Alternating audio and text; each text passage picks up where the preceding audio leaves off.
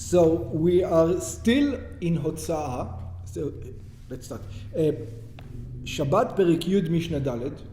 We are still dealing with taking out objects. That's our thing.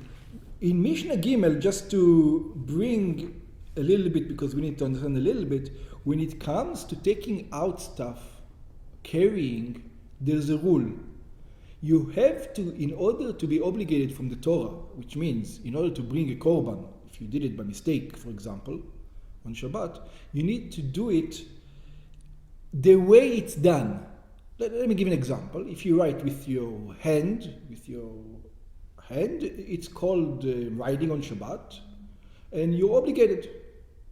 If somebody wrote with his nose, he put his pencil in his nose, and he wrote with his nose, he's not going to be obligated to be a korban. Of course, he's not allowed to do it.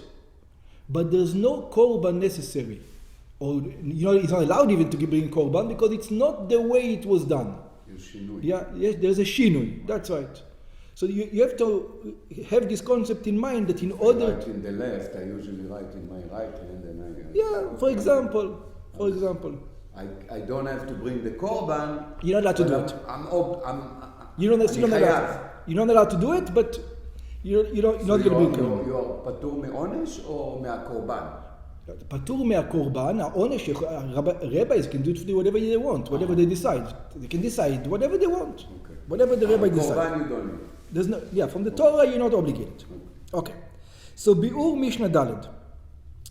Mishnatenu ba lelamed. Our Mishnah comes to teach us שאם לא נתקיימה מחשבתו של המוציא, that if you didn't do what you intended to do, in your brain. That's right. If you wanted to do one thing and you did a different thing, כגון, for example, שהתכוון להוציא חפץ באופן שיהיה משתמר שמירה מעולה, he wanted to take out an object in order to protect it, a great deal of protection, ונעשתה שמירה פחותה, and it became a lesser degree of protection the way he took it out, כפי שיבואר במשנה, הרי הוא פטור. Like he's explaining in the Mishnah, then he's not obligated to bring a korban. Of course, he's not allowed to do it, but he's not obligated to bring a korban. He's going to explain what it means.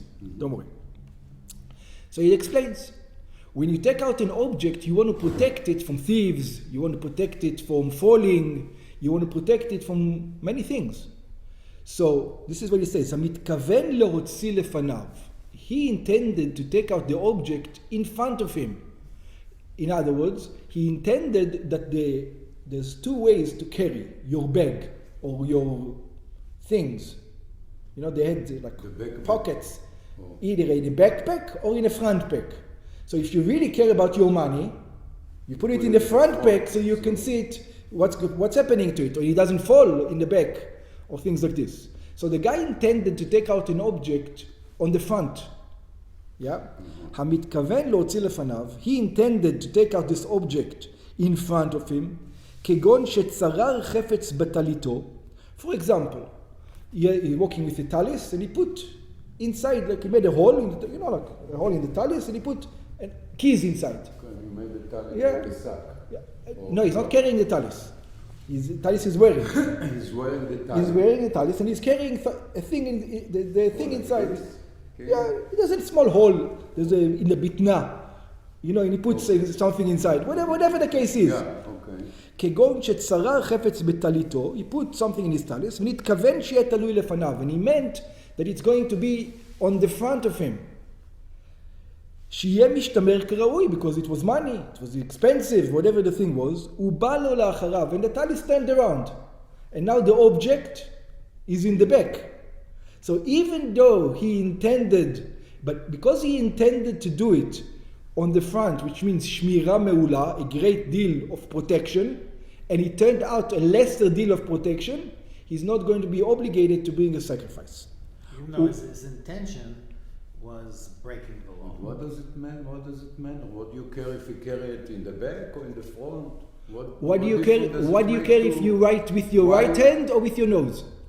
Why do you care if you write with your right hand or with your nose? Because there is a shinui. There is a shinui. This object you take out from the front and he took it out in the back. That's the shinui. That's exactly what he says. That's what he calls shinui. Shinui means it's a lesser way of protection. But let me ask you, is he allowed to carry it? Or he making avera? Of course not. Of course not. He's That's not not the allowed to question. carry it. We know that. The question is, does he is No, obligated I a thought that korban? he's allowed to carry it because he put some kind of hole in the bitna, he makes some kind of a kunz. You're not allowed to put keys in your pocket. It's like he's wearing it. You're not allowed to put keys in your pocket. Of course He's not, putting but you keys. can- He's putting keys in the pocket of the talis. That's what he's doing. Okay. He's putting keys in the pocket of the talis. Okay? הבנתי. הוא בא לו לאחריו, and it comes to behind him, שחזר לו החרב לאחוריו בשעה שהוציאו. The object went on the back at the time he took him out. And what's the idea? באופן שאינו משתמר יפה. Now he's got a lesser guarding on the object, which means that wasn't his intention. Patur is not obligated. Why? Why is not obligated? לפי שלא נתקיימה מחשבתו. Because his intention wasn't done. He had one intention, and he came with a secondary intention. His intention was really to break the law. Yeah. But he still, He messed it up. he messed it up, that's right. שכוונתו הייתה לשמירה מעולה. His intention was on a full guard, ועלתה לו שמירה פחותה. And he got a lesser guard. but what if it's the opposite? אבל המתכוון להוציא לאחריו, he had an intention to take it a lesser guard. הוא בא לו לפניו, and then he turned around, and it became a more guard. Now he's guarded even better. So then, chayav, he's obligated, even though he changed his mind. It's not what his intention is. But so if you go up in intention, if you go up in guarding, you're in trouble. If you go less in guarding, you're less in trouble.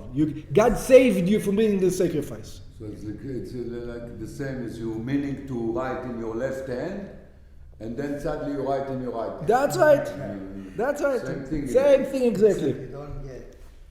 You had an intention to write with your left hand, and you wrote with your right, exactly. But if you had an intention to write with your right, and you wrote with the left, then you're fine. Yes. Yeah. It's so crazy. I mean, you can't like plan to do this stuff. Of course not. The But- question but is, you have an intention to the do question is not if you're allowed to do it. Of course you're not allowed to do it. That's not the question. The question is, you want to bring, after you find yourself did it by mistake, you want to bring a sacrifice. So the Kohen is going to tell you, you can't bring a sacrifice on this. By mistake, but it's not by mistake. You have a kavana. Yeah, but Yes, kavana. yeah, the kavanah was not on that melacha. It was on a different melacha. That's why he's saying, you intended this one, it happened that one. Right. So it's not the same He thing. had a kavana, but Yeah. Hashem didn't by give him this kavana. By Shabbat, it's one of the things that you need intentions with your action. Usually the Torah doesn't care about your intentions, it cares what you did. Over here, if in order to obligate you to bring a korban, a sacrifice on Shabbat, you need intention. It's called melechet machshevet. A work that you thought about. That's what it's called. In other words, you had to have the intention of the work in order to be obligated. For example, if somebody walked around and he fell on the wall and he made a hole in the wall, what do you want? Exactly. He said, "What do you want? I didn't intend to break the wall." Yeah. Yeah, it's the same idea as over here. It's the same idea. Okay. Yeah. Okay. So he wants to be able to bring a korban. Yeah, he does over here. It's the Kohen's not going to let him. But he can't.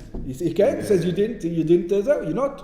The same the guy that fell on the wall. He can't bring a korban because he didn't have intention. That's right. That's right. Same idea. It goes all along. הוא בעל חייב. לפי שעלתה לו שמירה מעולה יותר ממה שמתכוון לה. The reason why he's obligated when he wanted to take it in the back and it was in the front, because he increased the guarding. ובחגון זה אנו אומרים שנתקיימה מחשבתו. And in such a manner we're saying that his intention was done even in a better way. Okay. Even in a better way. Okay. באמת אמרו, in truth they said, this is an expression, we had it before. Anybody remembers what it means, באמת אמרו? No. באמת אמרו means, this is the law, this is the halacha. Oh. Yeah. So whenever you see in the Mishnahs the word be'emet amru, there's a debate if it's an halacha leMoshe Sinai or not Sinai or other way. It doesn't matter. But every time it says be'emet amru in the Mishnah, you know for sure this is the halacha. Yeah. So be'emet amru, in truth, this says ayen biurenu le'il aleph gimel. Look at our explanation before on chapter aleph Mishnah Gimel. This is what the explanation I just gave you. That be'emet amru means it's halacha. What's the second word? Bemet what? Amru, they said. Amru. They said. Ha'isha hachogeret basinar, the woman who wears a sinar. Apron. Good. No. In modern Hebrew, sinar means apron, but in those times it looked a little bit different. I'm not quite sure how it looked like. Well, what is it? I'm not quite sure. Oh. But it's something that can turn around. It's a garment you that can wear it in front or you can wear it in the back. It's not you can. It sometimes it turns around. You know, like poncho. like a poncho. For example, it sometimes turns around. I don't know. The Bartenura calls it Mishna, but I don't know how the word Mishna. Chatzait, let's call it. A chatzait with pockets. That's right. That's what it says. Yeah, this is a sinar. It's not a modern Hebrew sinar. Yeah, maybe that can turn around. Very good. Ha'isha chogeret basinar, a woman who wears a sinar, ותלתה בו דבר להוציאו בשבת, and she put on it a thing to take it out on Shabbat. So, over here it's a problem. So you will say the law from before still holds. If she intended on the front and it went on the back, she's not. She shouldn't be obligated. Should be obligated, of course. The same as the That's right. talit. Like this. Like a skirt here, they say. It's a petticoat. Yeah. Okay. A skirt like, there's no front or back. Oh, very good. בין מלפניה, בין מלאחריה, whether it is from in front of her, whether it was in the back of her, you cannot use that she intended on the back and now it was in the front. Says, why not? So It moves around.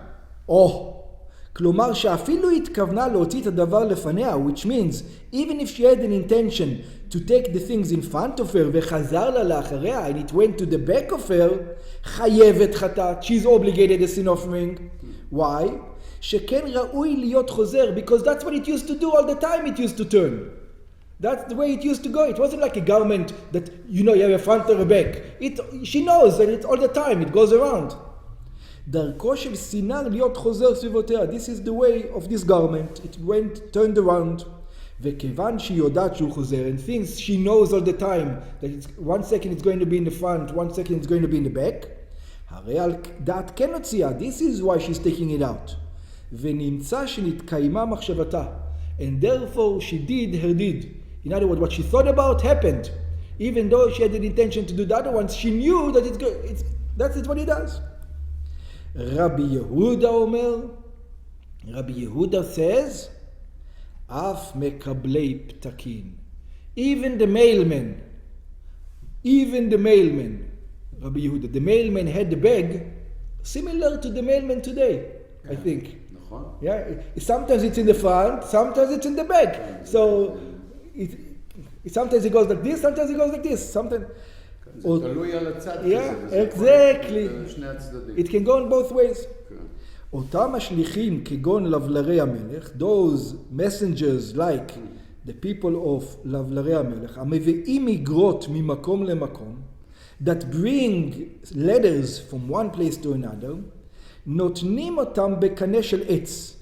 They give it in a stick of wood, שתולים אותו בחגורה שבמותניהם, they put it in the belt in their hips, או בצוואריהם, or in the necks, ודרכו להיות חוזר להם. And the way it is, it goes back and forth. מלפניהם לאחוריהם, backward and backwards, forwards and backwards. וכיוון שזה ידוע להם מראש, and since they know that from the beginning, that it all the time moves, לפיכך אפילו נתנו את הקנה לפניהם, therefore even if they put it in front of them, וחזר להם לאחריהם, and it went to the back, חייבים על הוצאתו בשבת, because the intention, he knows that it goes back and forth. Therefore, both the postman and the woman with the petticoat bring a korban. That's right. Anything is not stationary that can turn. That any note that they can tell, that's right. You know. Exactly.